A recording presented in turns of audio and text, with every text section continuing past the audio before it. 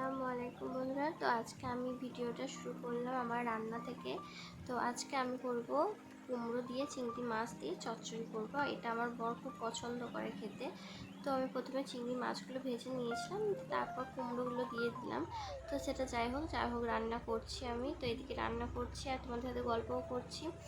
তো আজকে আছে আমার অনেক কাজ। কী কাজ বলো তো? আজকে মানে আমার ঘরের জিনিসপত্রগুলো একটু এদিক থেকে ওদিকে করব, কারণ অনেক দিন একই রকমই আছে। আর আমার মেয়ে বলছে, মা একটু একটু মানে চেঞ্জ করো জিনিসটা, তাহলে খুব ভালো লাগবে। আর তার থেকেও বড় কথা, চেঞ্জ করাটা প্রয়োজন। তো চলো তোমাদেরকেও দেখাই, তোমরা দেখো।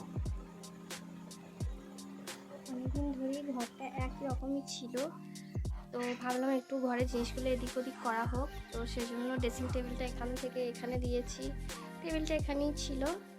আর এটা ওইদিকে সরানো ছিল, যেটা এই দরজার মানে আমার ছেলে এত দুষ্ট হচ্ছে দিন দিন।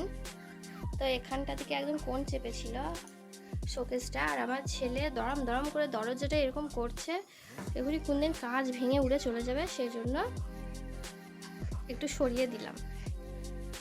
তো ঘর গুছাতে হবে এখন, অনেক কাজ বাকি।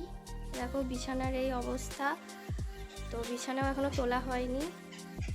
তো এই ড্রেসিং টেবিলের যে একটা লাইট আছে, সেটা আজকে 11 বছর ধরেও আমার বর লাগাতে পারেনি। 11-12 বছর হয়ে গেল আমাদের বিয়ে, তো সে থেকেই এরকমই হয়ে আছে। আজকে যাই হোক আমার বর বলেছে লাইটটা মানে ঠিক করে দেবো আর কি, লাইন করে দেবো।